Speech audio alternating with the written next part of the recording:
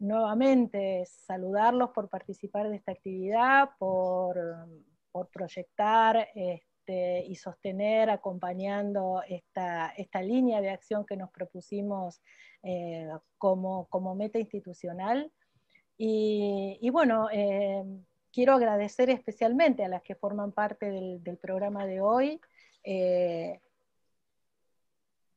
a Silvana Palermo, a Esmeralda Ballesteros y a Florencia Duba por participar, y nuevamente, muy especialmente a Luisina Agostini y a Solange Godoy, que se han puesto al hombro la tarea de la coordinación, en una fecha que tampoco es tan sencilla, digamos, porque como estábamos hablando hace poco, estamos sobre fin de año y todos bastante complicados con nuestras tareas docentes y cerrando todas las actividades del año 2020, que desde ya fue un año sumamente complicado. Así que bueno, este ciclo de conversación, de conversatorios, trabajo ferroviario y género, abordajes, discusiones y agendas de investigación desde Argentina, Brasil y España, es un hito más, pero además un hito muy importante de proyección institucional y proyección académica. Así que bienvenidos y muchísimas gracias por estar participando de esta actividad hoy. Bueno, muchas gracias, Sandra. Con Sol queremos agradecerte a vos, queremos agradecerle a Laura Pascuali, porque cada vez que hemos venido con estas propuestas que surgen de las interminables charlas que tenemos con Sol, nos han acompañado las dos y nos han incentivado a darle forma, y bueno, y eso es muy valioso para nosotras que somos investigadoras en formación. El ICIR siempre se ha puesto a disposición para poder hacer eventos como el que hicimos el año pasado, en el 2019, que fue un workshop presencial. Y bueno, y no queríamos dejar pasar este 2020 tan particular para poder continuar de alguna manera, en otro formato, conversaciones sobre trabajo ferroviario.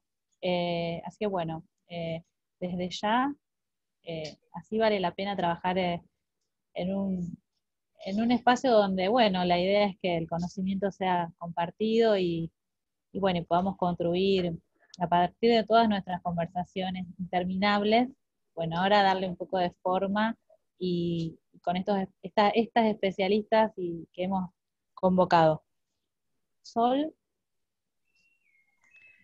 Sí, bueno, lo mismo, no quiero dejar de agradecer al ICIR por el apoyo ante esta propuesta, y también agradecer muchísimo a quienes se sumaron con entusiasmo y calidez a ser parte de esta actividad y de exponer hoy y en los dos encuentros que faltan. Yo quería plantear un poco brevemente cómo pensamos esta actividad. Como venimos diciendo, se trata de un ciclo integrado por 3 encuentros, en los cuales nos vamos a dedicar a reflexionar en torno al trabajo ferroviario en relación con esta categoría tan importante para el análisis de la vida social como lo es el género.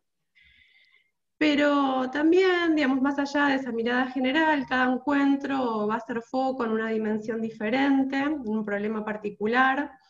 De allí que en este primer encuentro nos vamos a detener a pensar el género y la familia en el mundo ferroviario en Argentina, a partir de los aportes de la historiadora Silvana Palermo. En el segundo encuentro, la socióloga Esmeralda Ballesteros va a presentar su investigación sobre el trabajo femenino en el ferrocarril español. Y por último, en el tercer encuentro, que va a tener lugar el viernes 11 de diciembre, no puedo creer que ya estamos a 11 de diciembre, hablaremos del trabajo ferroviario en relación con el concepto de masculinidad, a partir de las investigaciones de la historiadora Florencia Duba para el caso de Argentina y del antropólogo Guillermo Gómez para el caso de Brasil. Entonces, como se puede ver, además de que cada encuentro plantea una focalización específica, también nos interesaba proponer un diálogo interdisciplinar y desde geografías diferentes. Nos interesa debatir sobre los interesantes hallazgos de estas investigaciones, así como pensar en decisiones teórico-metodológicas, en problematizaciones aún pendientes y en temas que requieren todavía ser profundizados.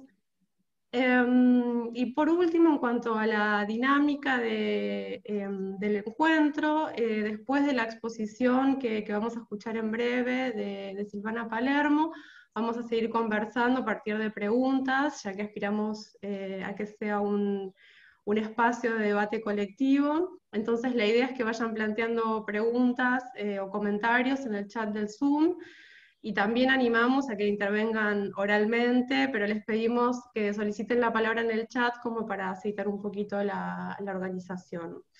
Bueno, por el momento eso es todo lo que quería plantear, y no quiero dejar de agradecer también la presencia de quienes nos acompañan hoy como asistentes. Nos alegra enormemente que estén acá hoy, y bueno, le doy la palabra a Luisina para presentar a nuestra expositora del día de hoy.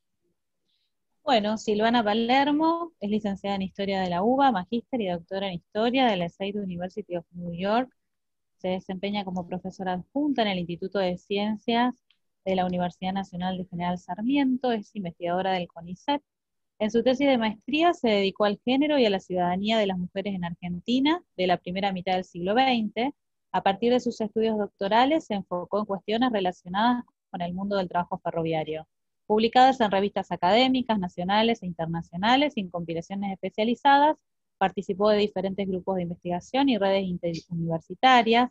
Es coautora junto a Andrea Andújar, Laura Caruso, Florencia Gutiérrez, Valeria Pita, Cristiana Schettini, de Vivir con lo Justo, un libro de 2016. Actualmente se encuentra abocada a completar un libro sobre la gran huelga ferroviaria de 1917, investiga sobre trabajadores, derechos sociales y participación política en la Argentina de la primera mitad del siglo XX, y su nuevo proyecto de investigación del CONICET se titula El derecho al bienestar de la familia ferroviaria, género, trabajo y ciudadanía en la Argentina de entreguerras.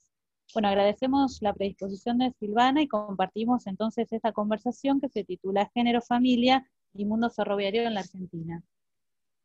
Bueno, muchas gracias por la invitación. Estoy muy halagada y muy contenta no sabía que Sandra estaba ensayando sus primeras lides aquí en la dirección del instituto, y la verdad que había mirado con curiosidad del primer workshop y los trabajos de Luisina y Solange, que conozco y sigo, así que me honra y es un placer estar aquí. Me encanta lo del conversatorio, porque creo que es mucho lo que podemos aprender de oportunidades para realmente conversar y discutir nuestras investigaciones en diferentes, como ustedes señalan, ¿no?, diferentes contextos nacionales, con investigadores de diferentes generaciones, de diferentes periodos históricos o disciplinas, ¿no?, y de renovar una agenda de investigación y de hacerlo a partir de un diálogo conjunto, de un genuino diálogo conjunto.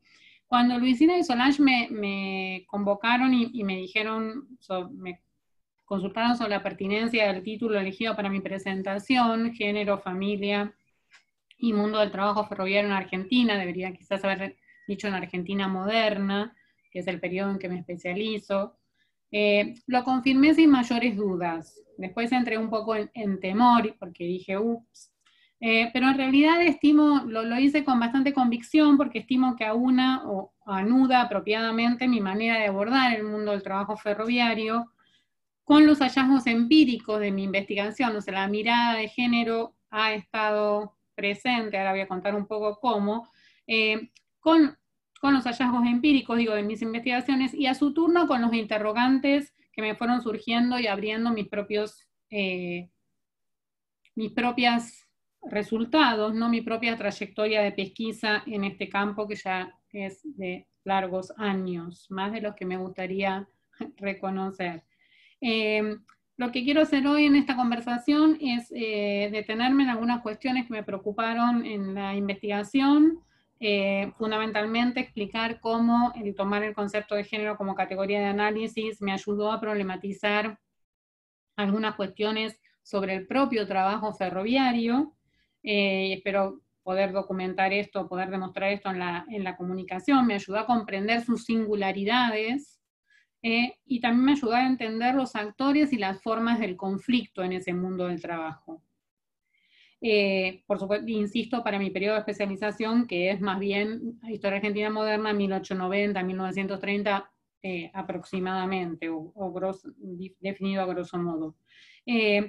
La segunda cuestión que quiero mostrar en la comunicación, o que quiero dejar en claro, es cómo se fue combinando para mí, y podría decir por el momento en esta introducción, hasta desplazando mi foco de interés del mundo del trabajo ferroviario propiamente dicho a la familia obrera o al hogar proletario como objeto de indagación, ¿no? Desearía poder dejar en claro que la familia ferroviaria o las familias ferroviarias o las familias de los y las trabajadoras ferroviarias, cualquiera sea sus variantes, no constituyeron para mí un punto de partida. Yo nunca dije voy a estudiar la familia, nunca empecé ningún proyecto de todos los que fui haciendo, que fueron por lo menos 3, diciendo voy a indagar la familia. La familia vino, en realidad, devino un punto de llegada, no un punto de partida. Fue en principio una constatación empírica, o sea, me la encontré, digamos, y lo cual en los últimos años, digamos, en estos últimos años, me ha exigido un mayor nivel de problematización, si se quiere, por el momento, por eso es como, les estoy mostrando como, transparentando como un trabajo en progreso, un poco, bueno, cómo llegué hasta acá, ¿no? Bien, es un poco informal mi conversación y bastante transparente, cómo llegué en estos últimos años y cómo en estos últimos años esta cuestión de la familia obrera me ha exigido mayor nivel de problematización, conceptualización e indagación. Me pone en contacto con otras literaturas, me exige otras problematizaciones. Yo inicié mi acercamiento al mundo del trabajo ferroviario a partir de una historia que no era exclusivamente el trabajo ferroviario, sino que era una historia de empresa, en mi tesis doctoral, ¿no? Una historia de la empresa Ferrocarriles del Estado, de la Administración General de los Ferrocarriles del Estado, más o menos 1870-1930, se centraba en pensar un poco quiénes habían sido los sujetos que habían armado esta administración, que la habían creado, expandido estos ferrocarriles del Estado, y que la habían gestionado y que la habían intentado gestionar como una empresa moderna. Me interesaba mostrar en esa tesis la modernidad del Estado liberal inicialmente, bueno, y del radicalismo después, ¿no? Esto presuponía mostrar, ¿no? Bueno, por supuesto los jalones que condujeron a la construcción de la administración, los jalones institucionales, el Ministerio de Obra Pública, la Administración General de los Ferrocarriles del Estado, etc., pero fundamentalmente también la construcción de una gerencia técnica, profesionalizada, asalariada, con creciente injerencia en el mundo de la administración de esta empresa, ¿no? Y con creciente preocupación por una racionalización del mundo del trabajo, por las relaciones laborales, por la modernización o la transformación de las relaciones laborales, ¿no? Y ahí entran un poco en esta perspectiva relacional, entran los trabajadores de estas provincias. Me interesaba también reponer la presencia de los ferrocarriles en un mundo extrapampeano. Esto era importante para mí. Al principio lidié, digamos, con esta geografía, y con fuentes fundamentalmente de la empresa, digamos. Yo entro al mundo del trabajo a partir de una documentación empresarial, y mi preocupación era un poco, era reponer estos capítulos de modernidad de las relaciones laborales, digo, como ejemplo de esta creación de una empresa moderna, ¿no? En ese sentido pienso que, bueno, era una historia social del Estado, de los agentes del Estado, de los actores, que incluía también a los trabajadores. Era una historia entonces que me alejaba, que me ponía en comunicación con una renovación de la historia de los ferrocarriles que venía desde la historia de las empresas, y que me acercaba a problemas de la historia de los trabajadores que estaban en boga en esos momentos. Yo termino la tesis en el 2001, en los años, digamos, fines de los 90, que tenían más que ver con cómo se racionaliza, digamos, con una preocupación de la historia de los trabajadores, la historia de los trabajadores que se alejaba de la historia sindical, que dejaba un poco, bueno, una corriente, ¿no? Algunos historiadoras que buscaban dejar de hacer una historia exclusivamente centrada en el movimiento obrero, en las organizaciones sindicales, y que querían mirar más cómo era el mundo del trabajo. Y me ponía en diálogo entonces con una con problemas de racionalización, de recepción del taylorismo, de la organización científica del trabajo, cuestiones que, por ejemplo, interesaban a Mirta Lobato, ¿no? En ese momento con la vida en las fábricas y la racionalización y en la estandarización de la producción en las plantas frigoríficas, o que fueron motivo de preocupación también para Laura Badaloni, ¿no? Que compiló un lindísimo dossier sobre los ingenieros, en el cual agradezco haber sido invitada a participar, y sobre cómo estos ingenieros no racionalizan ese mundo del trabajo. Entonces, bueno, varios capítulos de la tesis estaban dedicados, por lo menos 2, 3 capítulos de la tesis estuvieron dedicados a eso, a estas cuestiones, y cuando los estaba escribiendo por orientación de mi directora Bárbara Weinstein, que había publicado un trabajo sobre los industriales en Brasil, los industriales paulistas, ella es brasilenista,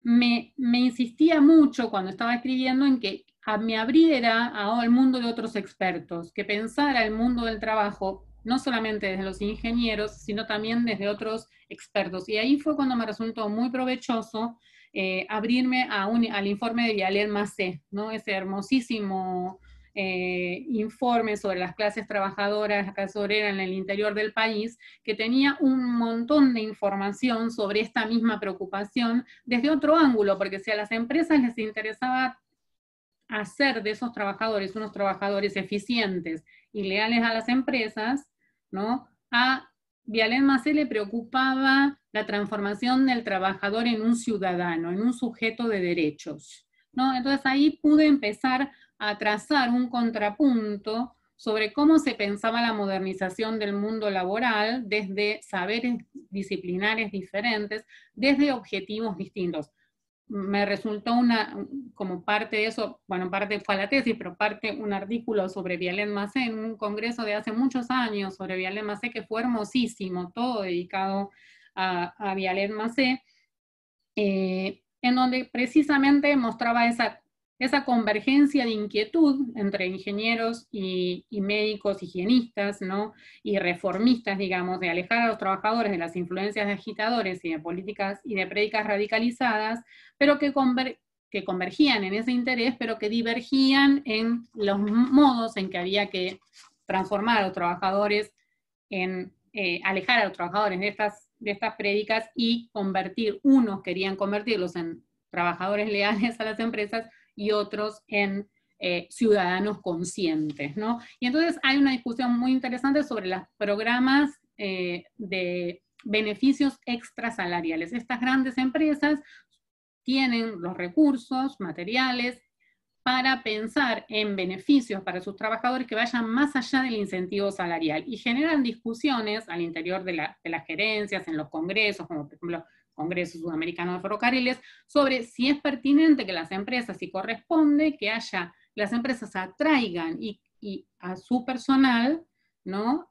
Y lo disciplinen y y ganen su anuencia a partir de solamente un salario alto o a partir de otros beneficios, llámese créditos baratos para construir una vivienda, sociedades de socorros mutuos para cuidar su salud, actividades recreativas y culturales, sistemas de pensiones que no son para todos, tienen el carácter de beneficio, se dan en cierto sentido en forma arbitraria, incompleta, no alcanzan a todos, ¿no? Pero digamos, estas empresas prósperas en 1900 pueden llevar adelante eso, a veces deben llevar adelante porque se adentran en zonas donde, por ejemplo, no hay vivienda para los trabajadores, entonces el problema de la vivienda es un problema gravísimo, ¿no? O muy serio que deben resolver. Pero más allá de los detalles que no puedo dar aquí, porque si no, se me va a extender demasiado, el propósito es que ingenieros y funcionarios discuten iniciativas y proyectos o medidas, programas de beneficios que presuponen que un trabajador tiene o tendrá eventualmente una familia. Y que de una u otra manera esa familia depende de ese trabajador, depende del salario de ese trabajador, depende de ese trabajador para conseguir unas medicinas, una farmacia, el acceso a un médico, a un club donde entretenerse un rato, en fin de semana, bueno, cómo obtener una vivienda, ¿no? O cómo eventualmente reducir su inseguridad frente a la ausencia del trabajador o frente a la vejez del trabajador. Todo eso pasa a depender del trabajador, ¿no? Entonces, cuando yo termino mi tesis y me inquietaba esta cuestión de cómo era esto, cuál era la propuesta, cuál era la visión de los trabajadores frente a estas cuestiones, cuando yo quise pasar más de una historia de la empresa a una historia de los trabajadores, me propuse entonces mirar con detalle la huelga del 17, la primera huelga nacional ferroviaria, donde todos los trabajadores ferroviarios, sin distinción de oficios del país, se suman a la suspensión de servicios por casi más de 2 semanas en septiembre, el 24 de septiembre de 1917, entonces eso me daba la posibilidad de ver algo que un historiador que a mí me gusta mucho, que se llama Walter Lick, que me gusta mucho, me sirvió mucho porque escribió sobre trabajando en los ferrocarriles, es un libro ya viejo, de los mediados de los años 80, lo que él llama burocratización desde abajo, ¿no? O sea, cómo las empresas no se hacen modernas y no se racionalizan solamente por la iniciativa de los ingenieros o de estos reformistas, sino también porque los trabajadores, ¿no?, también son modernos y muchas veces son quienes dicen, bueno, hay que establecer un cronograma de pago, hay que establecer una limitación del tiempo, hay que establecer una garantía salarial, ¿no? Entonces, esto me seducía porque era algo que los historiadores de los trabajadores podíamos mostrar cómo los trabajadores conceptualizan la modernidad, cómo conceptualizan trabajar en empresas que son de vanguardia tecnológica en este periodo, indiscutidas, ¿no? Porque eso no está en discusión en este momento, como por ahí va a estar después, no que es interesante, como después va a estar el ferrocarril, ya no va a ser, ¿no?, el faro, el símbolo de el progreso a medida que avanza el siglo XX.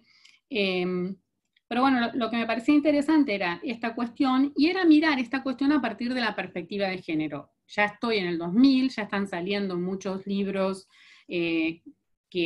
para la historia de los trabajadores en América Latina, que ponen en agenda la crucialidad del concepto de género como categoría de análisis para la comprensión de las instituciones económicas, las relaciones sociales, y fundamentalmente para el proceso de proletarización, para comprender la disciplina industrial, para comprender el concepto de calificación, el concepto mismo de trabajo. El género es constitutivo de la calificación, es constitutivo de qué se piensa que es un salario justo, digamos, es constitutivo de una noción de carrera laboral, de profesionalización, digamos, no se puede pensar estas cuestiones sin pensar en cómo esta sociedad construye la división, las jerarquías de género, ¿no?, las concepciones sobre la diferencia sexual.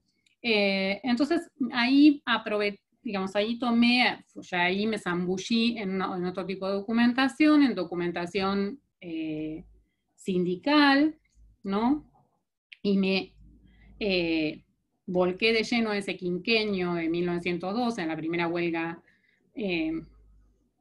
de maquinistas, la primera huelga general de maquinistas y foguistas, al 17, para mirar demandas, quejas de los trabajadores. Me sirvieron mucho esos informes de las seccionales de los sindicatos en diferentes partes del país, de la fraternidad, de la Federación Obrera Ferrocarrilera, y numerosas cartas que escriben los trabajadores denunciando, ¿no?, sus demandas, que van ayudándome a construir, que van definiendo un conjunto de reclamos, que se va acumulando un conjunto poderoso de reclamos en una coyuntura muy desfavorable, digamos, muy adversa, como es la coyuntura de la recesión que impone la Gran Guerra, y muchos de esas demandas y de esos reclamos, de esas limitaciones del tiempo, demandas por dinero, salarios, demandas por reducción de tiempo también, y demandas de beneficios extrasalariales, llevan implícitas nociones de lo que llamé, y que quedó plasmado en el capítulo de Vivir con lo Justo, un ideal de paternidad responsable. Y también en un artículo ya hace bastante tiempo publicado en la Hispanic, ¿no? Esa demanda presuponía, ¿no? Estos reclamos de los trabajadores, inclusive lo que piden en los pliegos de condiciones, presuponían ciertas prescripciones sobre los deberes y derechos del trabajador, de un trabajador varón que tiene responsabilidades frente a su familia, como varón proveedor, ¿no? La responsabilidad de garantizar la seguridad del hogar, el bienestar material del hogar. Eso es un derecho, es una obligación, y es una fuente para legitimar sus reclamos a los ojos de las empresas, a los ojos del Estado y a los ojos de la sociedad, ¿no? Naturalmente, esto presupone aceptar la división sexual del trabajo. El varón es el trabajador, que es el que mantiene, ¿no?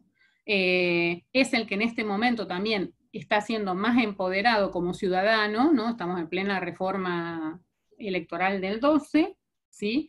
Mientras que las mujeres, los menores, quedan relegados al espacio doméstico, ¿sí? La mujer que tiene esposo a condición de minoridad jurídica establecida por el Código Civil. Entonces, ahí me pareció que podía argumentar, que la documentación me daba y que era rica, como para argumentar que la huelga del 17 había sido un momento clave en la construcción de este rol de varón proveedor, ¿no? De este trabajador ferroviario que se adjudica esta responsabilidad, pero esto a su vez se convierte en un derecho que le da prerrogativas en el mundo público y le da prerrogativas en el mundo privado. Y conlleva una imagen, una concepción de familia, ¿sí? Y conlleva también una concepción de ciertos beneficios o cierto estatus. Por eso ahí también esta cuestión de la familia ferroviaria me ayudaba un poco a pensar en qué sentido desde la perspectiva de género se podía replantear la cuestión de la élite obrera, o se podían comprender otras dimensiones de la concepción de una élite obrera.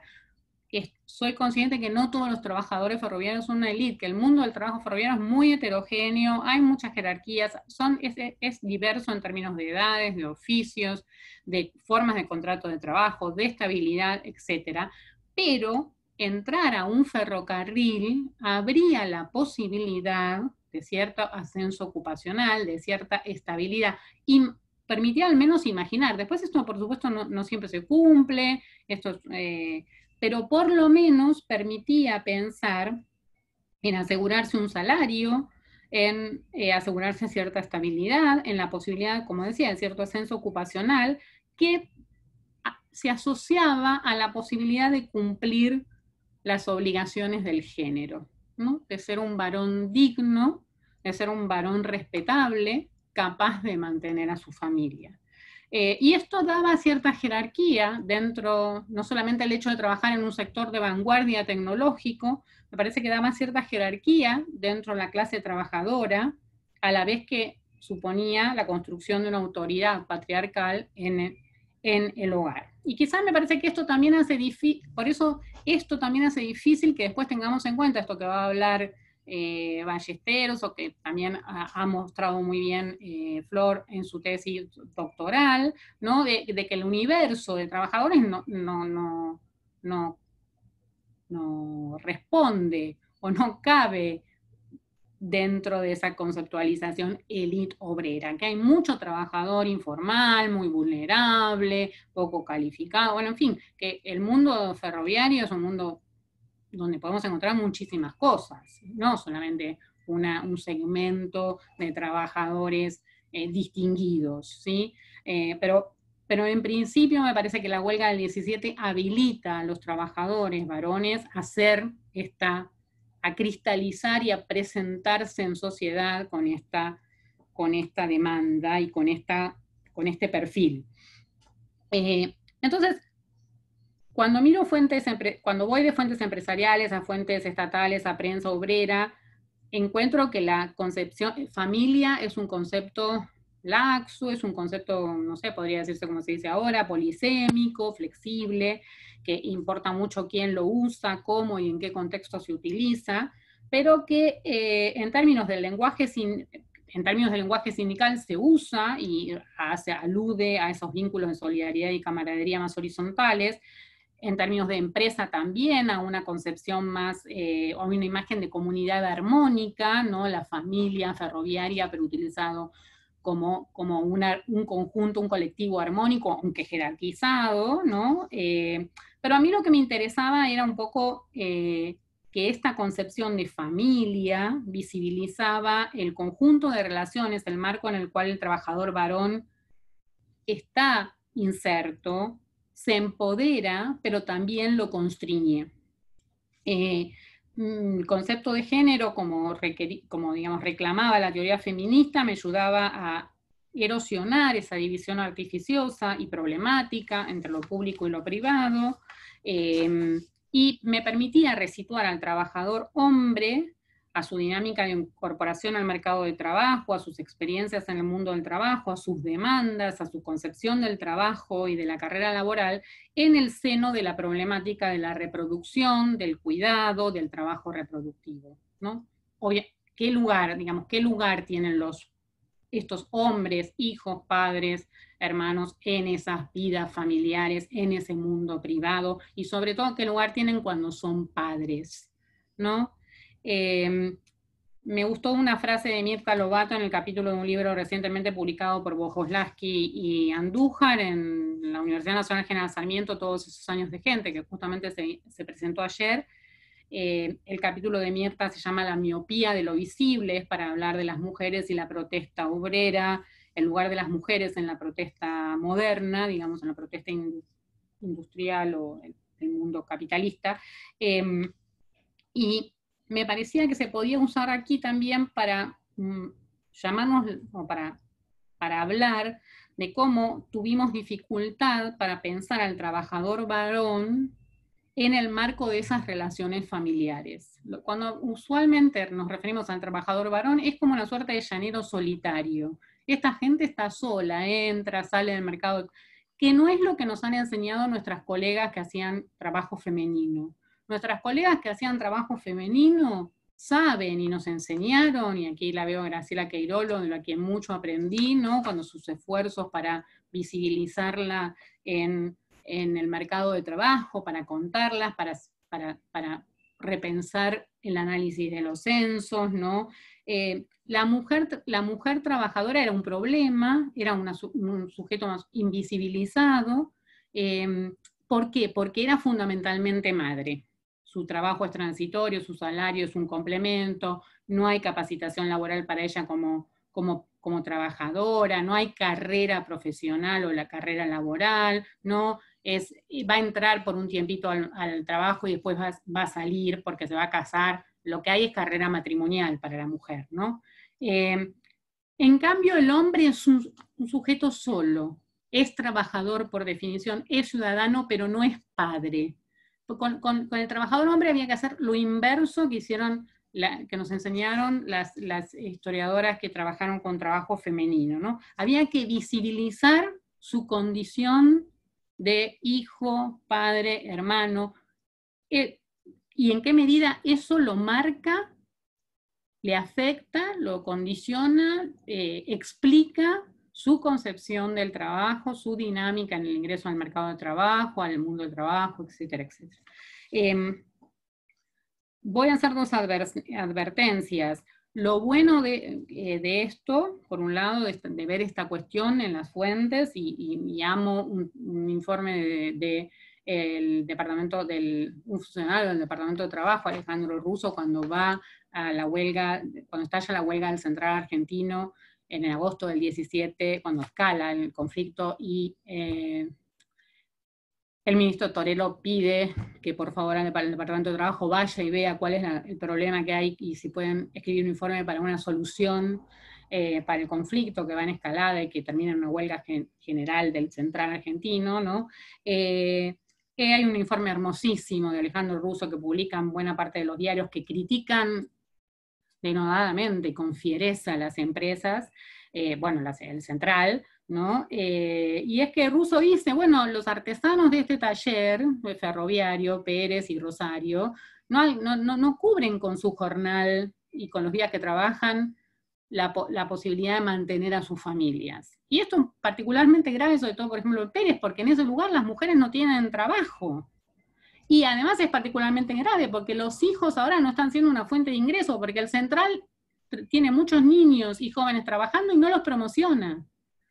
Entonces, el razonamiento que hace Russo es la situación de estos trabajadores es muy trágica, porque estos trabajadores están en familia. Pensémoslos en familia. Russo no los piensa solos, reclamando. Russo visibiliza esa dinámica familiar, ¿no?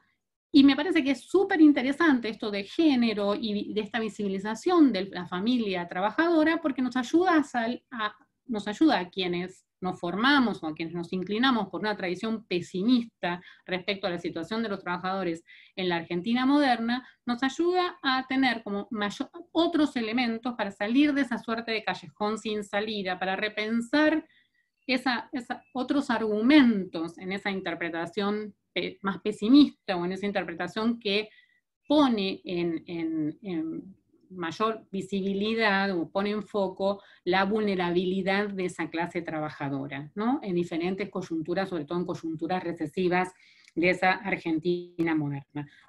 Lo problemático, y esto lo voy a dejar solamente como pregunta, después si queremos lo retomamos, es que cuando uno mira esta composición de la familia, esta argumentación del varón proveedor, hecha a veces por los funcionarios del Departamento Nacional del Trabajo, por los reformistas, o por la prensa sindical y la prensa de las izquierdas, en general la imagen que tiene es una imagen un poco edulcorada de ese varón proveedor. Ese varón proveedor es un padre responsable que quiere cumplir preceptos buenos, que solamente lo obligan y no lo dotan de ninguna jerarquía de poder, ¿no? Y me parece que tenemos alguna literatura, vamos teniendo sobre todo la gente joven, ¿no? Y pienso en un hermoso artículo de Flor Duba sobre Bonifacio Estrella, no me acuerdo ahora, Flor, el nombre del artículo, pero bueno, es un foguista que no es exactamente el modelo de hombre responsable, proveedor, o bueno, tiene un modelo de familia de amancebamiento, más plural, no es el modelo de familia tradicional, ¿no? O pienso en el trabajo de Patricio Simoneto, ¿no? Sexo por dinero, digamos, que nos advierte sobre cuidado, porque aquí hay modelos de familia múltiples, entonces este ideal de paternidad responsable, que bueno, emerge de la prensa de las izquierdas, de estos buenos hombres que cumplen con sus deberes, que quieren cumplir forzadamente con sus familias. En fin, hay que pensarlo, ¿no? Hay que ponerlo en cuestión. Y hay que pensarlo además como un argumento ideológico, digamos, como un argumento precisamente que es un golpe al cuestionamiento a esos trabajadores por agitadores, por gimnasia revolucionaria, ¿no? Los propios anarquistas dicen esto. Bueno, nosotros esto no es gimnasia revolucionaria, estamos pidiendo pan por nuestros hogares. Este es el drama de estos trabajadores, ¿no? Entonces, bueno, claro, esto me lleva a otra documentación, a otros archivos, a otra problemática, a qué es la paternidad, y me encantó recibir hace muchos años cuando publiqué ese artículo en la Hispanic, que la persona que me evaluó me mandó una evaluación muy larga, muy detallada, muy rica, porque me sirvió mucho, pero una de las cosas que me decía es, no para este artículo, pero sí quizás a futuro, fue generosísima, podrías pensar mejor qué es esto de la paternidad responsable, qué atributos vos le encontrás, ¿no? Tus fuentes te habilitan pero claro, esto es muy difícil, después pues lo puedo retomar. En cualquier caso, me parecía para mí que la mirada de género al trabajo ferroviario, la reposición de estos vínculos familiares, me habilitaba para pensar a esta comunidad socioocupacional, que es extremadamente heterogénea, con cierta amalgama en esta concepción de masculinidad, en esta concepción de varón proveedor, sin descuidar los modos de estratificación al interior de esta propia comunidad socioocupacional y en relación con el resto del mundo trabajador. Y me permitía, además, salir de una concepción de los trabajadores en la Argentina moderna, que, bueno, cristalizó un trabajo muy clásico y ya muy, muy viejo, como fue el de Cortés Conde, ¿no? Que hemos pasado, digamos ya, pero que hay mucha literatura bajo el puente, que nos ha ayudado a pensar,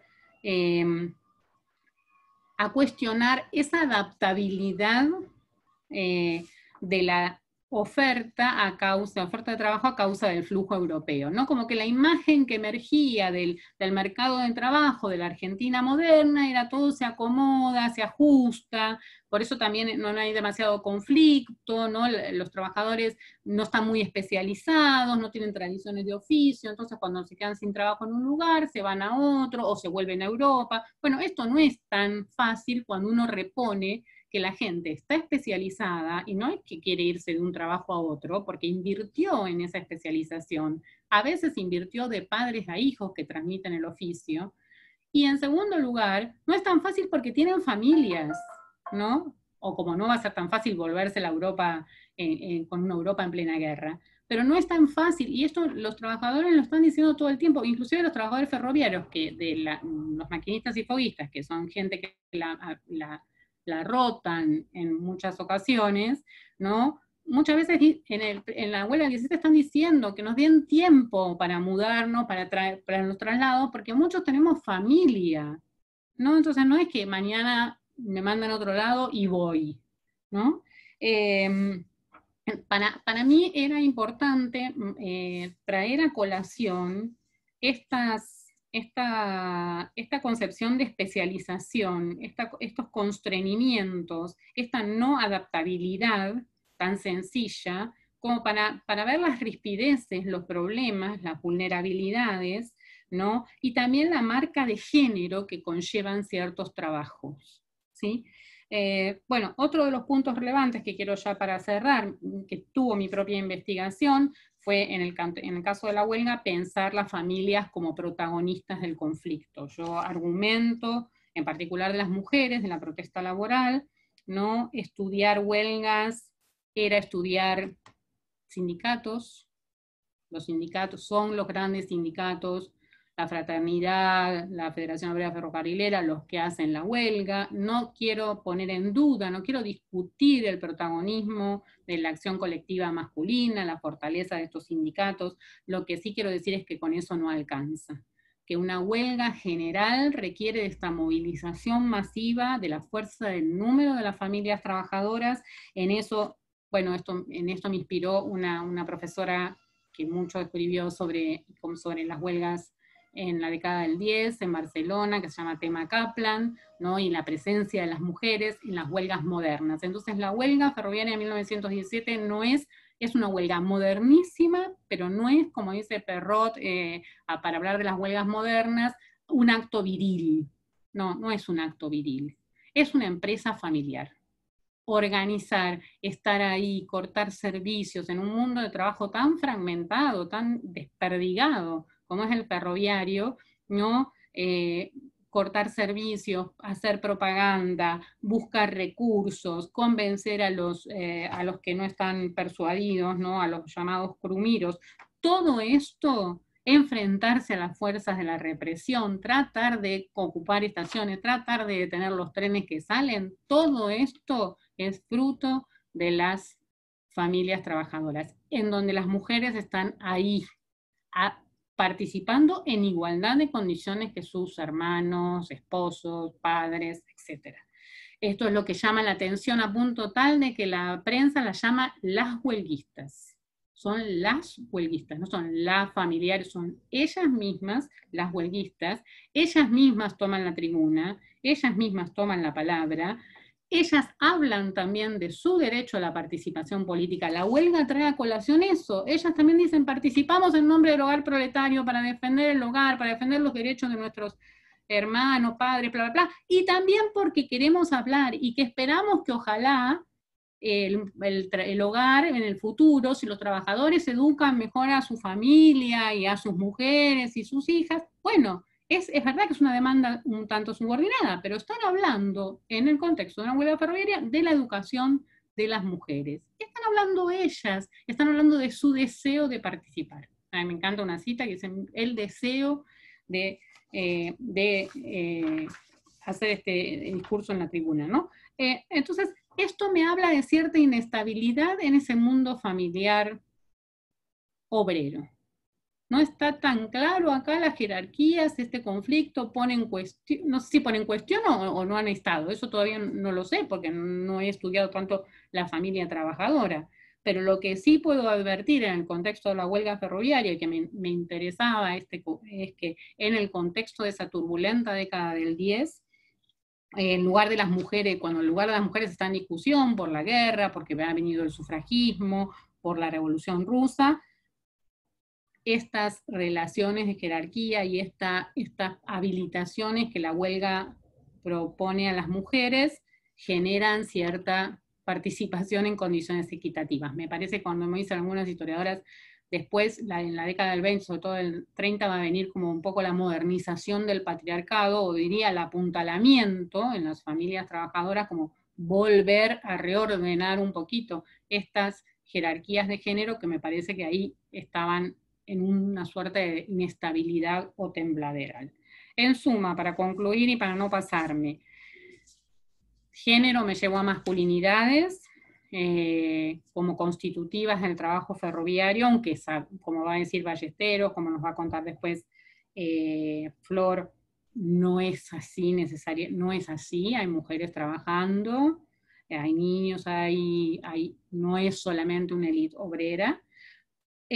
Pero me permitió recuperar la densidad de una comunidad que ya para la década del 10 es añosa en Argentina, porque ya es lo lindo de la comunidad ferroviaria en el 10, ya en el 17 tenemos esas generaciones diferentes, los que recién entraron, los que ya se están jubilando y en la jubilación. Por eso mi proyecto después de CONICET fue el derecho al bienestar de la familia ferroviaria, porque quería ver programas de capacitación para jóvenes y quería ver jubilación y un poco vivienda, ¿no? Porque bueno, durante el gobierno radical se termina de modificar la ley de jubilación ferroviaria y la ley del hogar ferroviario.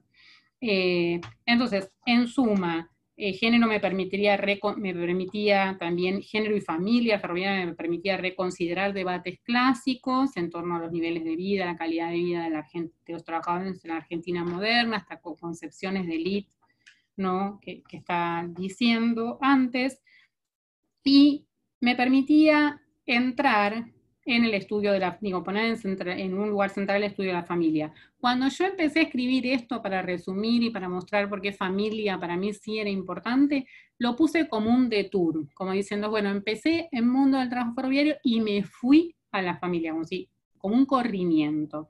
Cuando estaba llegando al final, y en parte porque escuchaba las voces de mi colega también Andrea Andújar, con quien he conversado mucho estas cuestiones, mis colegas con las que estuve pasando un largo tiempo y a quien debo mucho de estas cuestiones que eran del grupo de Historia Social y Género, como Cristiana, Schettini, Valeria Pita y la propia Andrea Andújar,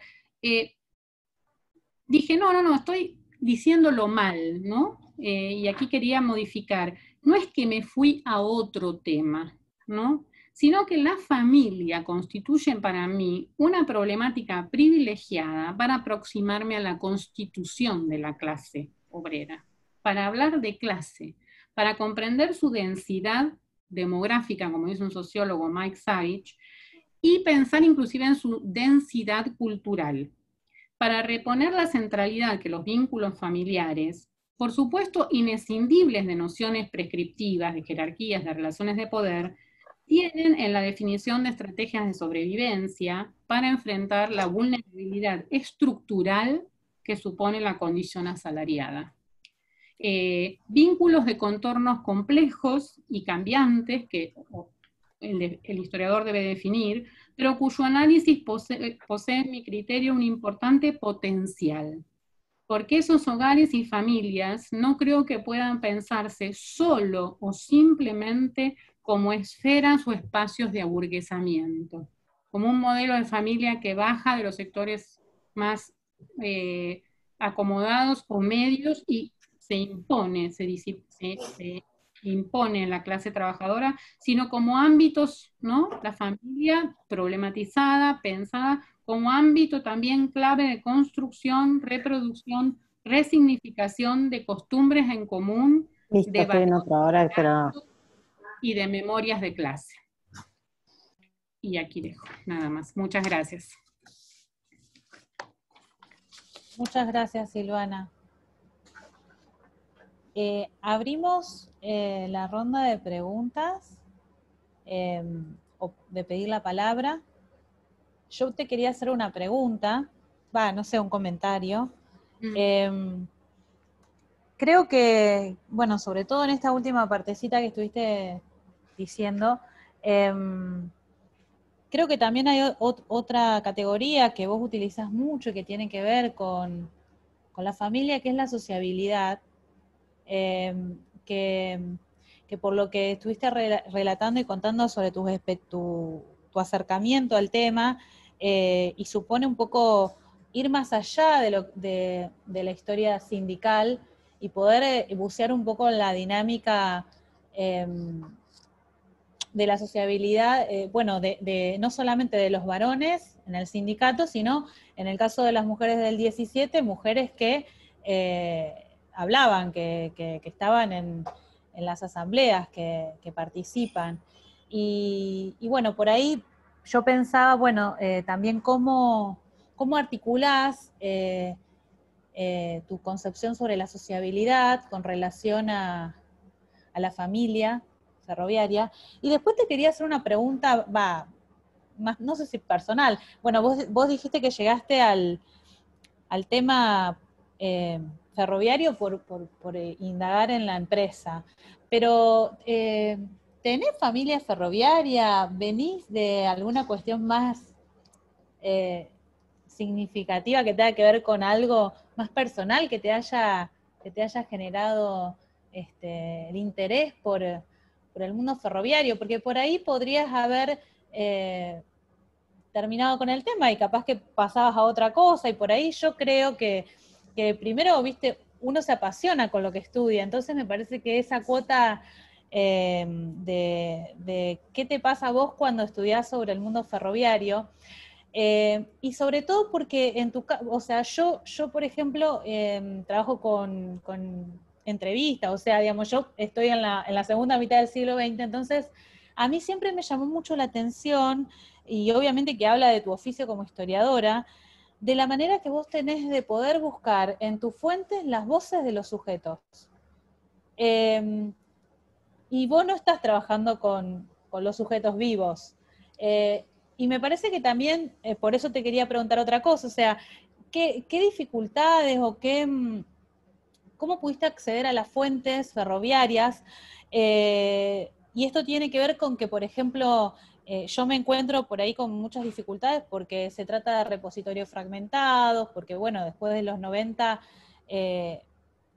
ha sido para mí dificultoso por ahí acceder a fuentes como más organizadas y ordenadas. Entonces, por ahí, eso era algo que me había quedado pendiente, si tuviste dificultades para el acceso a las fuentes, si te encontraste con, sobre todo recordando el último trabajo tuyo que leí, que fue el de Tafí Viejo, sobre la familia Escribano, la autobiografía, si te encontraste con archivos personales y si eso es un elemento que te permite por ahí bucear en estas voces de los sujetos.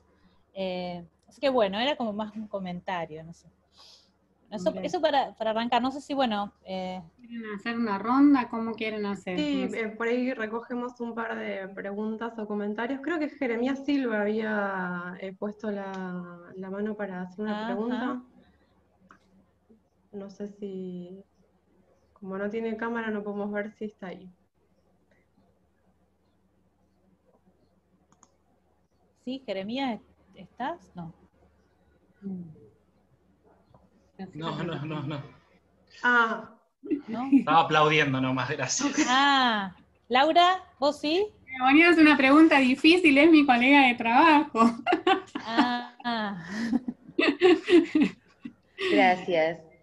No, yo más que pregunta, un comentario. A mí me conmueve mucho cuando escucho problemáticas que no tienen que ver directamente con lo que yo hago y me hacen pensar mucho en lo que hago o en otras investigaciones y otros periodos. Y me parece que el planteo que vos estás haciendo acerca de la familia es clave para pensar. Es decir, me parece que ya es indudable que hay que pensar la consideración de familia como clase, ¿no? Es decir, es muy difícil escindir, me parece, ambas esferas. Lo vimos en las movilizaciones obreras de los 70, vos estás demostrando en los periodos previos, y en el presente creo que más aún se consolida este problema. Al menos, digamos, no podemos salir de esa, no podemos evitar la discusión, ¿no? Más allá de que luego podamos, en términos más finitos, caracterizarla. Y me parece que tiene un largo alcance esto de pensar la noción de familia, y como vos planteaste, lo de la movilización colectiva, pero en términos del hogar, ¿no? Y escuchaba y no podía dejar de pensar en las movilizaciones en Villa Constitución, no solamente en el contexto de los villazos del 74-75, sino también en función del cuestionamiento al proceso de reconversión productiva del 91. Es decir, son problemas que nos permiten, nos abren ventanas, ¿no? Al siglo XX, y abrimos a distintos momentos del siglo XX, XXI, y seguimos pudiendo entrar a realidades complejas. Así que en ese sentido, bueno, me gusta mucho lo que planteaste, me permite pensar otras cosas. Incluso, bueno, vos citaste a Andújar, ¿no? Bueno, las movilizaciones que ella estudia para los procesos de los 90, indudablemente no pueden dejar de pensar en las mujeres que, si bien tienen demandas subordinadas, llegan a dejar de ser subordinadas incluso, ¿no? Y son claves para pensar la movilización. Entonces, bueno, nada más que agradecerte. Me parecieron así muy, muy iluminadoras muchas de las cosas que has planteado. Gracias.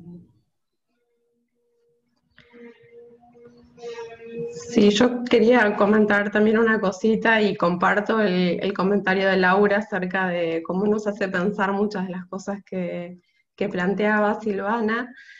A mí me interesaba ir un poco por algo que vos justamente mencionaste, y que, digamos, hiciste bastante referencia como un poco a la trastienda de la investigación también, retomando un poco esta idea de Weinerman y de Sautou, ¿no? Y me había quedado pensando en un comentario tuyo, agradeciéndole a Tema Kaplan por sugerirte la incorporación de la participación de las mujeres en tus investigaciones, ¿no? Y a mí esas líneas que escribiste, y también tus comentarios de recién, me hacían pensar en esta relación entre dato y teoría, ¿no? De ida y vuelta, y en cómo a veces nos encontramos con cosas con las que o a las que no logramos darle inteligibilidad, o que simplemente no vemos al no tener a mano ciertas herramientas que nos permitan verlas. Entonces, bueno, nada, un poco me interesaba mucho este recorrido, este camino que enfrentaste a la hora de echar luz sobre este papel de las mujeres en la huelga del 17, que era un tema que como vos decías, había caído en el olvido, ¿no? Y me parece bien interesante pensar en ese camino, acerca de cómo también hay colegas que a veces nos hacen una pregunta, un comentario que nos deja como ahí reflexionando sobre el tema, y también las propias sensibilidades personales que nos hacen ir para un lado o para el otro. Y después, por otro lado, en torno a este mayor centramiento en la familia, iba a decir desplazamiento, pero ahora ahora voy a cambiar la palabra, en base a lo que dijiste, ese mayor centramiento en la familia, para pensar, por ejemplo, la protesta, para pensar también el trabajo, abre como un abanico mucho más amplio de prácticas, ¿no? Y acá pensaba en esta noción de mundos del trabajo, que también recientemente trabajaste, así que me interesaba un poco retomar ese concepto y pensar qué valor agregado, digamos, nos da a pensar en esa clave, qué recaudos también requiere esa mirada más abarcativa. No sé si alguien tiene algún comentario, pregunta más, si no le damos la palabra a Silvana. Graciela.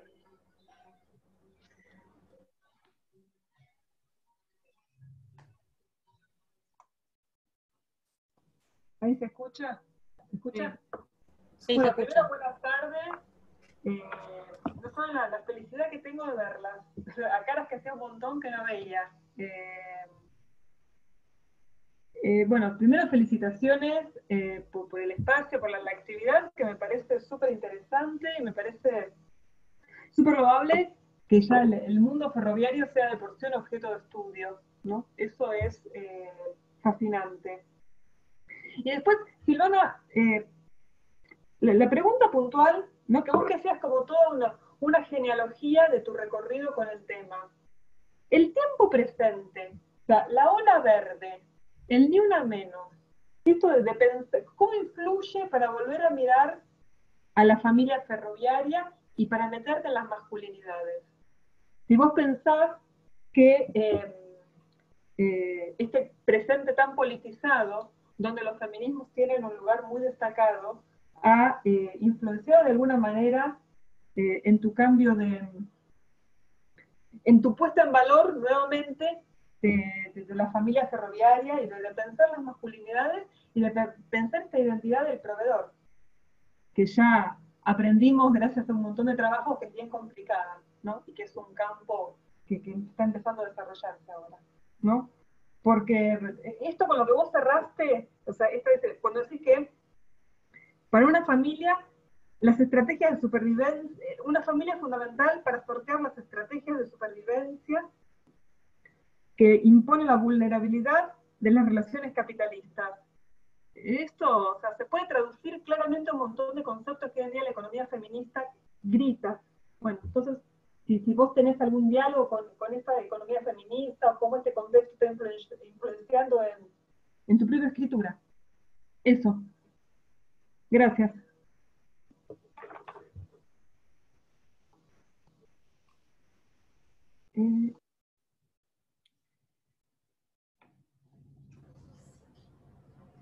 Si querés responder, Silvana, y luego volvemos a repreguntar cualquier cosa. Bueno, muchísimas gracias, muy, muy agradecida y me llevo para hacer la tarea. Este tema de la sociabilidad, y aquí tenemos a la gran experta que es Sandra, como casi que me da un poco de temor a hablar. Sí, tienes razón, Luisiana, que me hace falta problematizar en el sentido de que, claro, yo lo veo en este trabajo de la huelga, veo estas familias en la erupción volcánica, digamos. Me es difícil ver cómo era el cotidiano antes o después, cosa que, por ejemplo, ahí refiero a mi colega Duba, que en su tesis doctoral tiene un capítulo hermosísimo sobre los accidentes de trabajo, que a mí me apasiona, porque ella mira estas familias en ese momento de vulnerabilidad cuando hay familia, cuando un ex trabajador se accidenta y entonces hay un padecimiento ahí, hay una conmoción, por más que haya otra fuente de ingreso, pero bueno, hay un problema y quién se hace cargo. Entonces ahí emerge, es otro momento en donde eso se ve. Lo de la sociabilidad pública, como a mí me daba vueltas eso y siempre me gustaba lo de la cosa de la ciudadanía y la política, yo siempre pensé, tengo una historia social yo creo que la historia social latinoamericana nunca le dio la espalda a la política. Los grandes libros de historia social, puedo pensar en la historia social de los trabajadores, puedo pensar en dos, el de Daniel James y el de Peter Wynne para el socialismo, para la unidad popular, el de Tejedores de la Revolución. Son libros que en realidad hacen una historia social desde abajo de los trabajadores para comprender qué entienden los trabajadores que es el peronismo, porque hay un vínculo perdurable ahí, una identificación, qué entienden que es el socialismo, ¿no? La vía chilena al socialismo, por ejemplo. Entonces, siempre pensé en esta cuestión de la política, quizá también porque cobijé esa preocupación de maestría sobre la ciudadanía política, y me gustaba un poco pensar esa sociabilidad en espacios concretos. Y ahí aprendía mucho a mi colega Flor Gutiérrez también, que está pensando en pueblos azucareros, que piensa esos pueblos también como espacios de vida, como espacios de trabajo, de vida cotidiana, pero también como espacios donde se hace la política, ¿no? Esa política del ras del suelo, como ellos dicen, ¿no? Entonces, a mí ahí está, me parece, mi esfuerzo por Escribano, ¿no? Por la biografía de Escribano, por este último trabajo sobre ubicar espacialmente el mundo del trabajo y a estas familias, resituarlas en sus espacios, ¿no? Anclar estas familias en contextos específicos. Y pensar también esa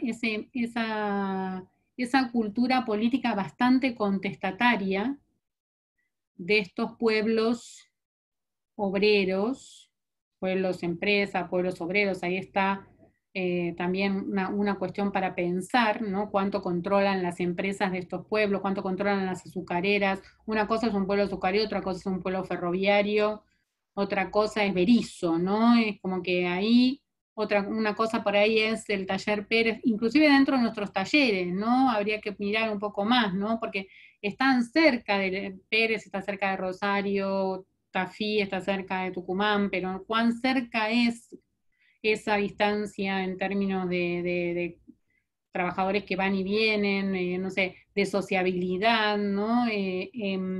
Entonces, ahí la biografía de Escribano me ayudó un poco para pensar la densidad de ese pueblo obrero, de esa familia que tiene un niño que va al colegio, que tiene varios hermanos que trabajan en el taller, su papá también, que después pone un negocio. Me ayudó un poco para pensar esa esfera pública radical. A mí me gusta enormemente el artículo ese de Geoff Ellis, en donde él dice, a Thompson le faltó mostrar cómo esos trabajadores tienen un espacio de sociabilidad pública, son esos públicos, ¿cómo se llama? Como dice Nancy Fraser, también son esos públicos alternativos, ¿no? Pero que participan en esa esfera pública, bueno, esto que me han mostrado tanto Mirta con su prensa obrera, que escriben, que hacen las veladas, que la sociabilidad pasa por esa vida, pero es una vida de pueblo, es una vida, hay que anclarla en un espacio concreto,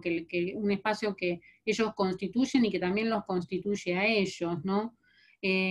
Donde también la vida política nacional no está ajena, porque pasa, nada, esto me gustaba mucho el recuerdo de que él tiene de haber ido a escuchar a Mario Bravo, ¿no? En la plaza de Tafí. O sea, pueblos que tienen su densidad, pero que también ya están incorporados a una cultura política nacional y con una clase trabajadora además que tiene una cultura transnacional, ¿no? Que viene de la migración, ¿no? Entonces esta gente tiene un universo cultural, digamos, mucho, mucho más amplio que ese mundo pequeño, pero ese mundo pequeño también los define, los construye. Lo de sociabilidad lo estoy agarrando por ese lado, porque me gusta mucho lo de la sociabilidad política y porque ahí en los condicionamientos de las fuentes, ¿no? Porque las fuentes me llevaron, las fuentes que encontré me llevaron para ese lado. Pero la otra respuesta que te puedo dar viene del lado de lo afectivo, viene del lado de que para mí estos pueblos chicos, yo viví de pequeña en Pueblo Chico en Zárate, viví un poco también en Comodoro Rivadavia, en Pico Truncado, porque mi padre fue ingeniero, falleció. Y toda esta cuestión yo no fui ingeniero ferroviario, trabajó en empresas del Estado, en gas del Estado, y ahí por eso lo de Comodoro Rivadavia, pero siempre el mundo industrial, digamos, el mundo fabril, yo digo que es un poco mi patio de juegos, ¿no? Porque yo jugaba en la fábrica, digamos, yo estaba mucho con mi padre de chica, y no salí ingeniera, pero de alguna manera mi papá me tenía que marcar y lo tenía que complacer o tenía que estar cerca. Y entonces me metí en esta cuestión de las empresas públicas. Por eso digo, para mí significó una experiencia traumática, porque yo venía de hacer ciudadanía femenina, mujeres, género, y el diablo metió la cola, y es que algo tenía que hacer relacionado con las inquietudes de mi padre, que las empresas públicas siempre fueron una inquietud. fuera el momento en que yo definía mi tesis, era el momento de las privatizaciones, y él había tenido mucho tiempo en empresa pública, y nada, en el estado empresario, y en ese mundo de pueblo pequeño. Entonces, para mí, ahí me metí con esa empresa y ahí quedé con los trabajos, y después fui volviendo a reponer mi yo, mi persona, mis gustos, y ahí fue Tema Kaplan, fue una persona fundamental para mí, no solamente para iluminarme y que buscara a las mujeres en la huelga, sino para reponerme. Yo soy historiadora gracias a estas mujeres feministas que pensaban el feminismo no solamente como una cuestión teórica y para enseñar, sino como una cuestión práctica, de cómo una estudiante que está lidiando con sus conflictos en una universidad extranjera en Estados Unidos y que tiene que terminar su disertación porque se le vence la visa y necesita un trabajo. Entonces, ¿cómo hace para recuperarla y decirle, acá tenés un tema, esto es, abrí el otro, abrite a esto, reponé tu carácter de historiador acá, volvé a género, te doy la literatura que tenés que leer para mujeres y huelgas? Cuando me lo dijo en la oficina, porque yo estaba en un momento así como pensando qué iba a hacer con mi vida, pensé, esta profesora me manda a buscar mujeres en una huelga ferroviaria. Por otro lado me sonaba, porque yo había presentado un trabajo y había dicho, la comunidad está presente, y la profesora que me había comentado me dijo, pero ¿vos qué entendés por comunidad? ¿Quiénes entendés por comunidad? ¿No? Y entonces yo me había quedado pensando, contesté algunas cosas. Yo estaba muy influida por un libro de David Montgomery sobre estos trabajadores que son de oficio y que en función de su oficio y que están por el control obrero. Iba por ese lado, no buscaba a las mujeres. Entonces, bueno, digo, esto en lo afectivo, esta lección fue, y por eso a veces me causa un poco de gracia ahora que vuelvo, y sobre todo que este año ha sido doloroso para mí porque mi padre falleció no por COVID, pero a fines de marzo, digo, de este año. Me causa un poco de emoción, pero también de gracia a mí misma, que vuelvo a la paternidad responsable y vuelvo a una historia de la paternidad obrera, ¿no? Otra vez, de algún modo, otra vez estamos acá con papá a cuestas. Bueno, pero eso es para terapia, pero sí hay un vínculo afectivo, hay un vínculo, no con los ferroviarios, y ese vínculo afectivo fue el que me motivó a tomar un taller de historia oral hace muchos años con una profesora que falleció tempranamente, Dora Schwarstein, y que me dijo, bueno, nos decía a los estudiantes, una entrevista tiene que ser historia oral no es ir solamente a hacer la entrevista y volverse, tienen que tener más ese espíritu del antropólogo, de hacer observación participante, de ir a un pueblo, bueno, de ir a donde a estar, mirar cómo es. Y yo con ese consejo recorrí varios de los pueblos ferroviarios de talleres del ferrocarril del Estado. Cruz del Eje, Laguna Paiva, y hice muchas entrevistas en Tafí, que nunca usé para mi tesis porque terminaba en 1930 y porque estaba tan en mis problemas con todas estas cuestiones, pero que ahora, volviendo a la paternidad responsable y escuchando, o sea, volviendo a leer algunas que desgrabé y escuchando algunas entrevistas, me doy cuenta ahí cómo puedo reconstruir. Por eso esto de las fuentes, ¿qué fuentes para paternidad responsable? Sí hice entrevistas, y tengo entonces algunas historias que remontan a sus padres inmigrantes en 1900, 1910, y ellos que entran a la escuela de taller de Tafí Viejo en más o menos los años 30, ¿no? Entonces ahí tengo para mirar un poco, y estoy volviendo a eso para un trabajo que estamos escribiendo, tratando de sacar con Andújar y Caruso, para pensar esto de la transmisión del oficio, ¿no? Inspirada un poco en esto de que, entonces ahí creo que eso que vos decís, Luisina, es verdad. La historia oral enseña mucho a pensar la fuente, a escuchar, ¿no? A decir, acá, ¿por qué está diciendo esta palabra? ¿No? Es como que te hace muy sensible. Me parece que te hace mejor también historiadora de las fuentes escritas, porque después uno como que se vuelve más crítico, ¿no? Bueno, agradezco lo de Laura, que me decía de la familia, y sí, mi diálogo con Andrea Andújar es muy cercano.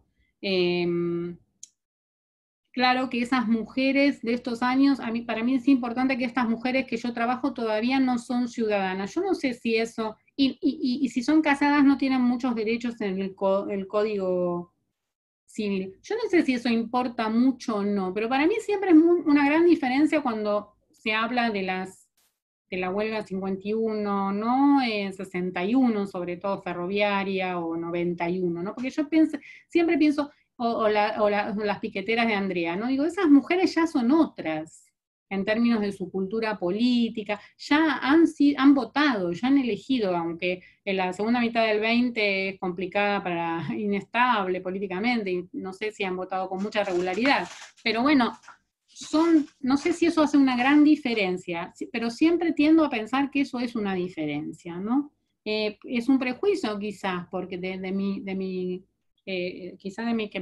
viene de mi primer estudio sobre la ciudadanía política femenina, pero es muy interesante esto de que al final, entonces, la protesta no es tan viril, ¿no? Y esto de los nuevos movimientos sociales, entonces al final no sé si son tan nuevos, ¿no? Cuando se dice, bueno, ahora son los nuevos movimientos sociales, ¿qué tienen de nuevo los nuevos movimientos sociales cuando la protesta obrera en el mundo industrial la pensamos de la manera que la estamos pensando, ¿no? Me lleva a esas cuestiones, aunque nunca termino de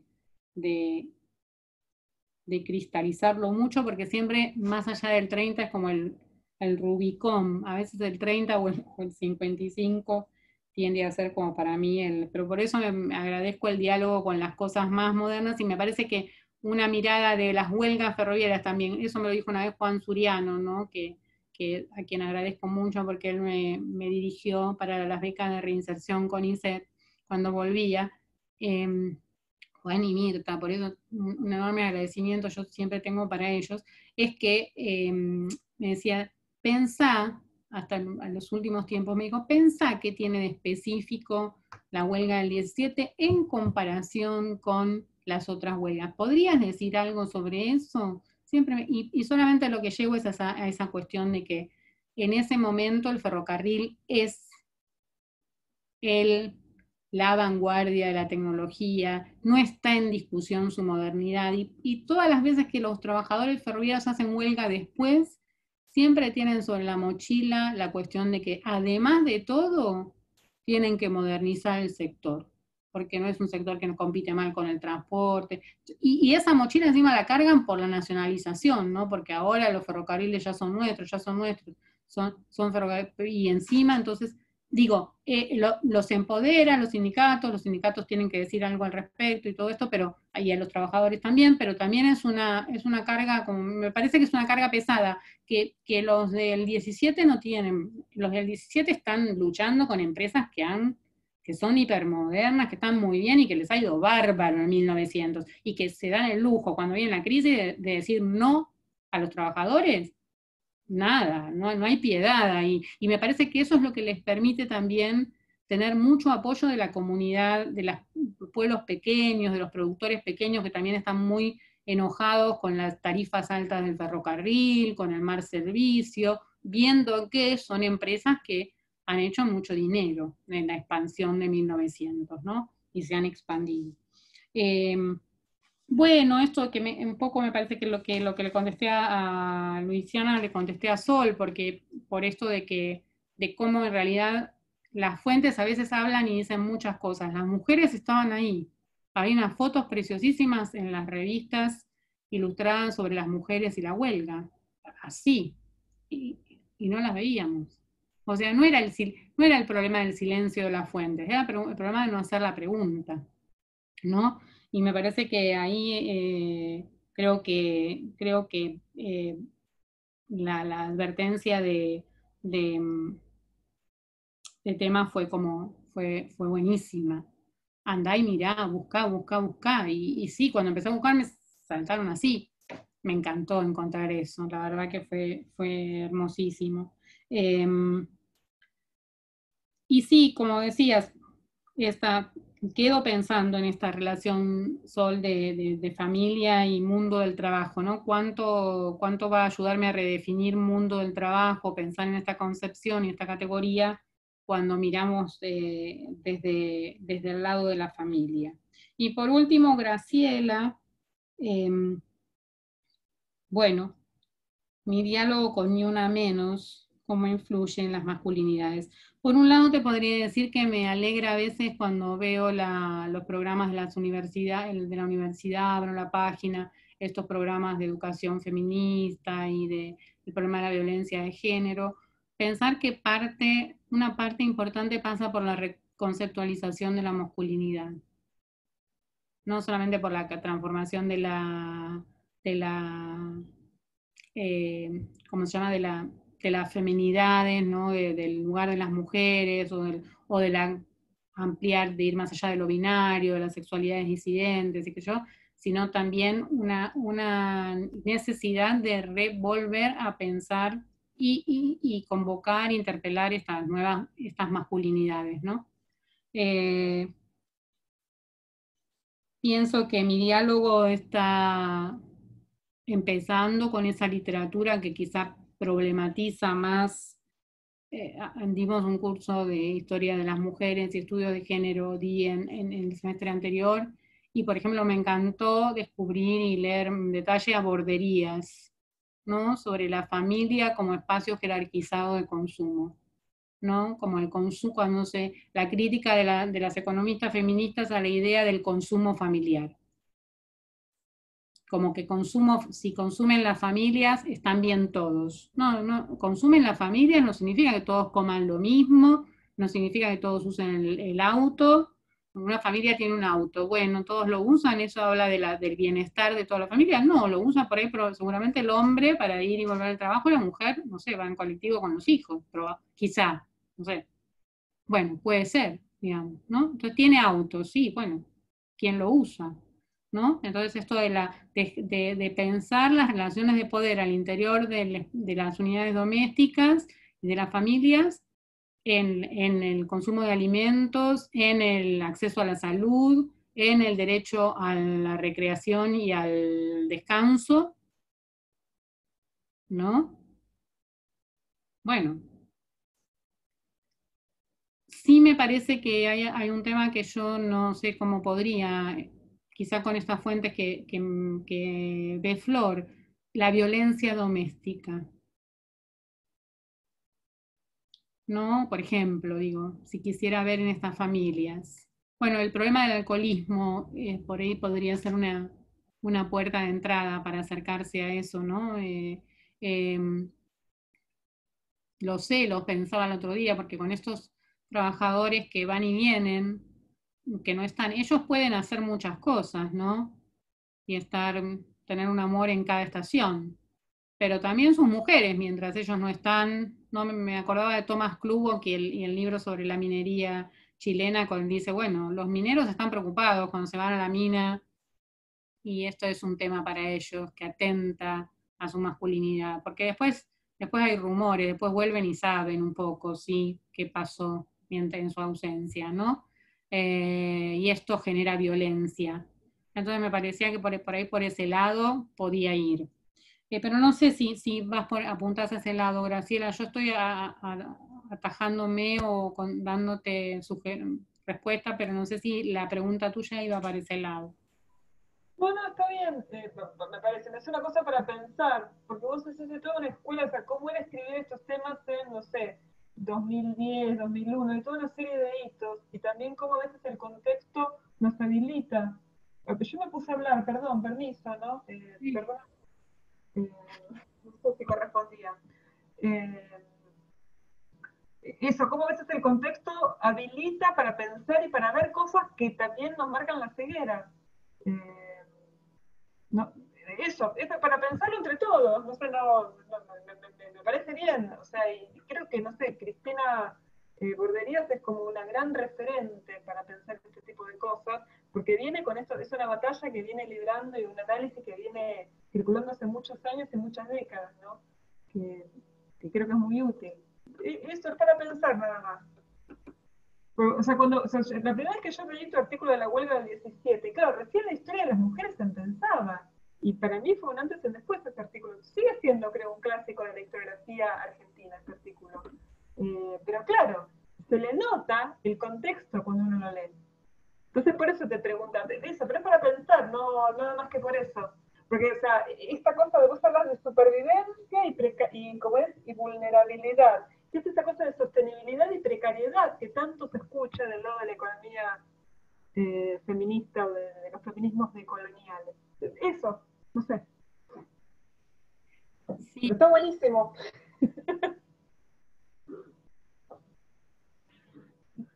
No, por otro lado, te quería decir que hay una historiadora que me gusta mucho, que es Julie Mary Strange, que escribe un libro sobre la paternidad obrera para la Inglaterra del fin del siglo XIX, principios del XX, que yo sigo un poco para pensar estas cuestiones de la paternidad obrera. Que claro, ella advierte esto del riesgo que tenemos, porque cuando empezamos a pensar en estos padres que tienen un lugar, que hay una domesticidad masculina, que los hombres hacen cosas en la casa, que los hombres tienen un vínculo afectuoso que no es el estereotipo del pegador o del ausente o del distante con sus hijos, ¿no? Cuando nosotros queremos reponer este mundo, ¿cómo reponer este mundo de afectuosidad, de presencia, sin inhibir o sin dejar de reconocer el poder patriarcal, ¿no?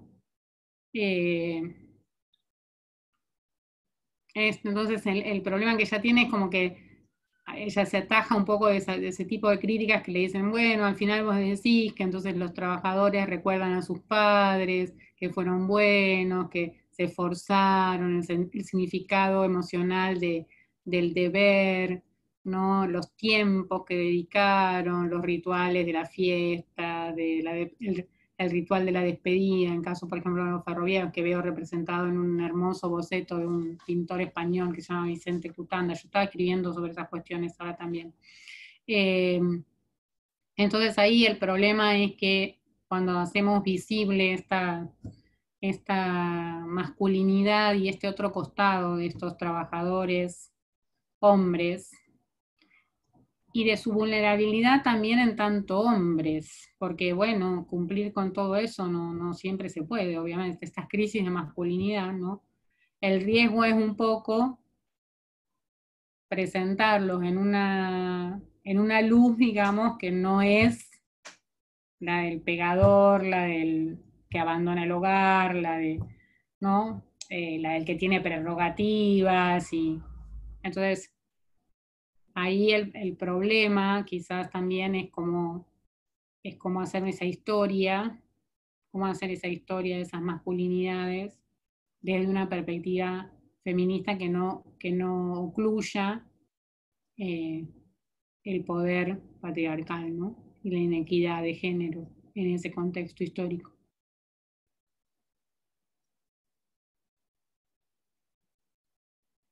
Pero sí, creo que nada de eso sería posible pensar, ni ella decirlo, ni uno leerlo y prestar atención, ni yo tener todas estas objeciones o estos cuidados para recuperar ahora las paternidades, si no tuviera Simoneto, si no tuviera Flor Duba con, ¿cómo se llama el señor?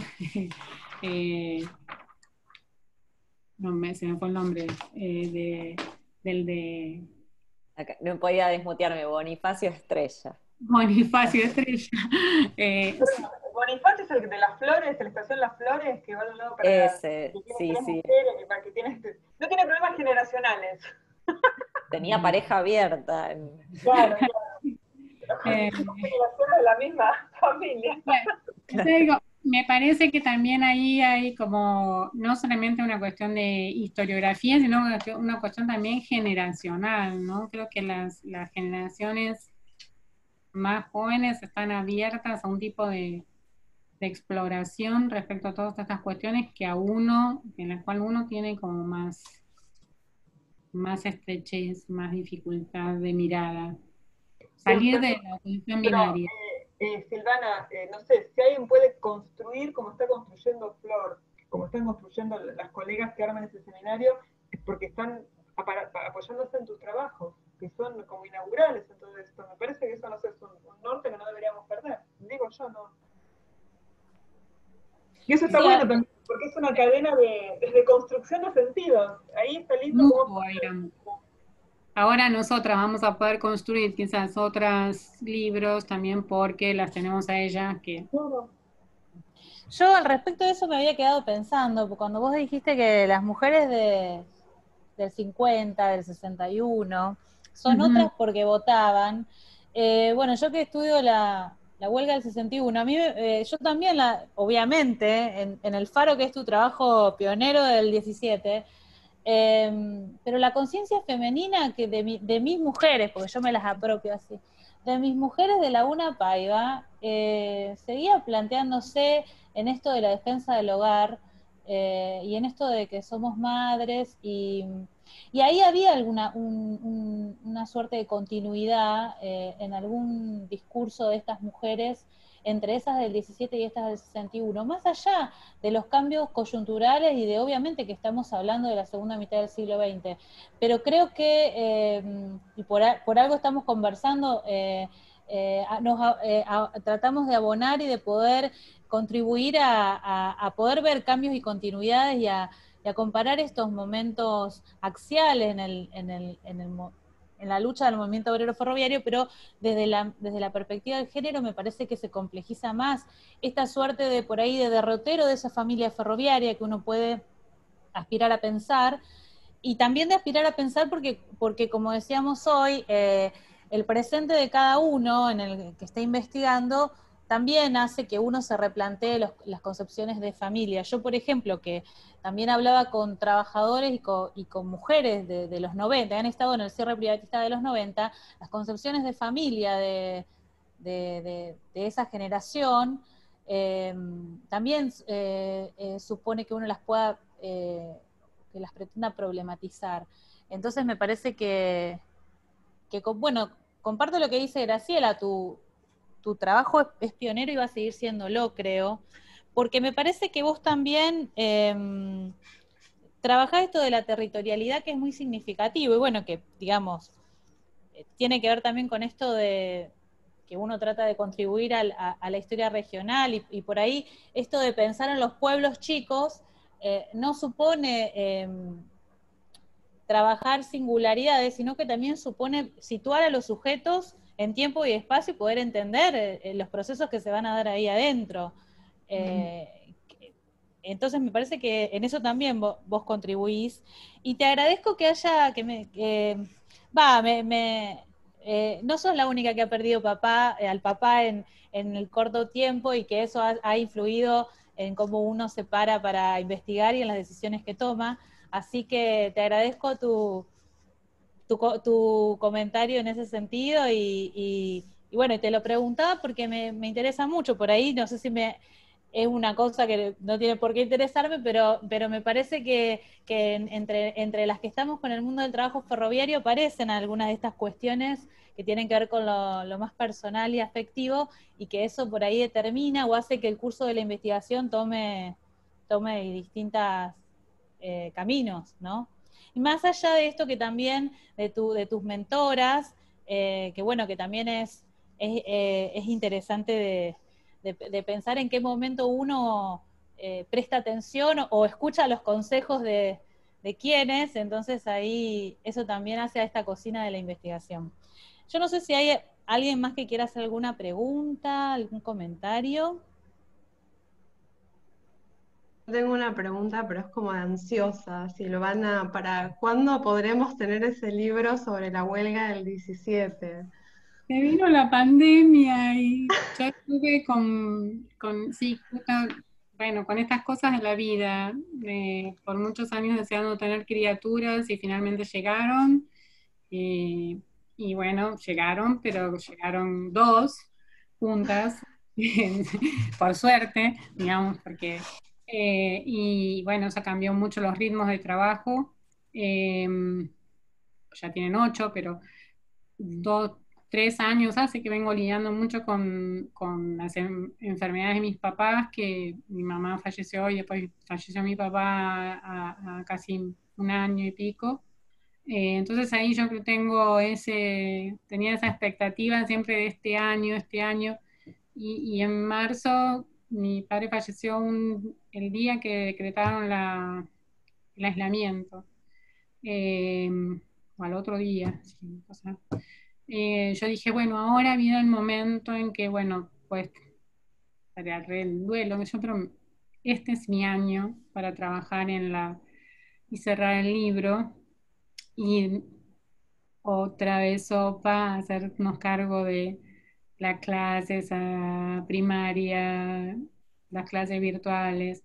Así que otra vez debe esperar con la esperanza de que el 2021 sí, sí o sí, porque está muy ya listo, pero bueno, hay retoques que hacer, cosas que prolijar.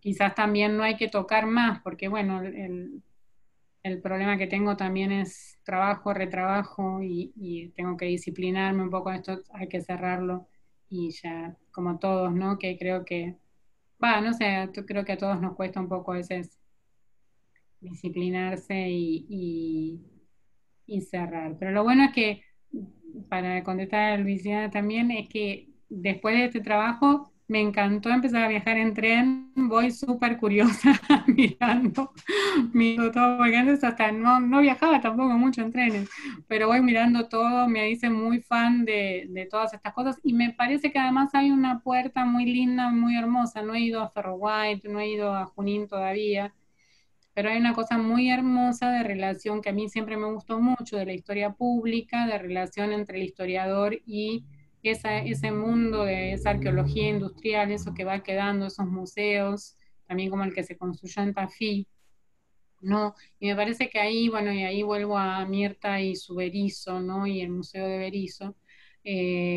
Ahí tenemos una posibilidad de incidencia, ¿no? En la construcción de una historia y de una memoria diferente, ¿no? O que está ahí y que no es pura memoria muerta, sino que es una memoria muy significativa para esas localidades que las constituye, y que entonces donde quizás hay una posibilidad para trabajar. No siempre pensaba en esto, siempre pensaba en cómo también quizás a veces me da seducción trabajar ¿cómo se llama esto? Los riesgos de personal, para ver esto de las familias, ¿no? Bueno, claro, todas estas cuestiones que también requieren de conformar equipos de investigación o de tener talleres sostenidos. Por eso un enorme agradecimiento a lo que ustedes han planteado de un taller sostenido para este mundo tan enorme que es el ferrocarril, desde una perspectiva de historia social, con perspectiva de género, historia sociocultural, en fin, que abra otros temas que quizás a la gente de historia de empresas o de historia no los convocan tanto, ¿no? Así que nada, un enorme agradecimiento tengo para esta invitación, y para un mundo que al final me apasionó, me ganó para la causa. Suele suceder. Sí. Bueno, aprende nosotras, a quererlo, dicen mis informantes. Y con respecto a lo que decías de Mirta, bueno, habíamos compartido también con Sol una conversación con Mirta, y ella hablaba de los objetos emocionales en sus trabajos, y nosotras pensábamos con Sol que el ferrocarril es un objeto emocional, y que estas ruinas que nos rodean, que interpelan, digamos, este presente, pero que nos habilitan a bucear ahí en ese pasado, supone que podamos armar un trabajo más complejo para poder entender la complejidad de lo que supone ese mundo ferroviario. Así que bueno, creo que, no sé, si hay alguien que quiere hacer otro comentario. Yo quería, no tengo una pregunta para Sil, pero sí quería agradecerles a ustedes por armar esta actividad tan linda en el medio de este contexto, y también a Sil por sus palabras, porque siempre me parece que nos deja pensando muchísimo y que es sumamente sensible para trabajar con esas evidencias, para como vos dijiste, Luisina, rastrear esas voces de esos sujetos del pasado y nos enseña un montón, y a mí en particular siempre me resulta muy fructífero escucharte, Sil, y siempre me quedo pensando un montón de cuestiones y pienso entonces en todo lo que dijiste de la familia y todas las posibilidades que se abren a partir de ver la familia o de poner el foco ahí. Me pareció súper interesante esto que comentabas de cómo a los varones trabajadores en general no se los ha pensado insertos en estos marcos familiares, que en general eso era algo de lo que se ocupaban quienes hacían historia de las mujeres, ¿no? Y entonces devolver también, así como quienes se han ocupado de rastrear esas experiencias de las mujeres, se han encargado de mostrarlas o de rastrearlas, de seguirles las pistas en el ámbito público, ¿no? En la mal llamada esfera pública. Me parece súper interesante esto de volver a pensar a los varones trabajadores en el ámbito de la familia y en cómo eso también ha marcado sus experiencias. Me parece súper interesante y me quedo pensando un montón. Así que gracias. No, bueno, muchas gracias, chicas. Bueno, que gracias, Flor. Esto de tener compañeros de ruta también cercanos es como cambia mucho la ecuación, ¿no? Porque uno está también, esto también es algo que uno, como dice Graciela, ¿no? Como uno se da cuenta cómo nos cambió la posibilidad de intercambios y diálogos, ¿no? Cuando antes trabajábamos un poco más solos, ¿no? Y éramos menos, digamos, ¿no? Bueno, es el fruto de la profesionalización, de la consolidación de las universidades, de las buenas cosas de la democratización y del avance de la ciencia, y pese a sus golpes y cuestiones y momentos malos, ¿no? Pero bueno, digamos, creo que hoy por hoy tenemos como otras posibilidades de un esfuerzo colectivo. Por eso me parece que también que encontrar estos espacios es como vital, porque como nunca nadie solito podrá hacer una historia de todas las huelgas ferroviarias, ¿no? Y en perspectiva comparada. Pero bueno, si sumamos los diálogos, si aparece 51, 61, 91, 17, 12, ¿no? Y las de 1900, bueno, ahí tenemos una posibilidad, ¿no? Esto de los oficios, bueno, nadie podrá trabajar, qué sé yo, todo, no sé, los legajos de personal, ¿cuánto es eso? Es un universo inagotable, inabordable. Entonces, para estas cosas se necesitan como equipos de trabajo, trabajos colectivos, que me parece que por eso me parece que celebro enormemente la iniciativa, ¿no? Porque, y que con tan enérgicamente sostienen, aún en medio de la catástrofe de la pandemia. Así que estoy enormemente agradecida, me han devuelto mucho entusiasmo, estaba cansada para preparar, pero realmente se los agradezco enormemente. Bueno, nos alegramos entonces que hayas estado tan entusiasmada como nosotras en la elaboración de esto y bueno, y en que llegue el momento de abrir el ciclo. Así que bueno, si no hay más preguntas ni comentarios. Yo querría recordar que el próximo viernes nos volvemos a reunir a las 10:30 de la mañana, en ese caso. Así que, bueno, cambiamos a más temprano, solo por el viernes próximo. El último encuentro con Flor Duba y con Guillermo Gómez va a volver a ser a las 15 horas. Así que, bueno, esa aclaración. Y muchísimas gracias por sus comentarios, por sus preguntas, y muchísimas gracias, Silvana, que realmente es un placer escucharte. Así que bueno, ha sido un gusto. Muchas gracias. Espero que, bueno, ahora va a continuar voy a asistir a todas las reuniones del seminario, del conversatorio, y espero que sea el comienzo de una larga amistad, como dice en la película. Sí. Beso grande. Un gusto. A todos los que asistieron. Sí, Besos. gracias a todos. Muchas gracias. gracias. Chao. Adiós. Gracias a ustedes.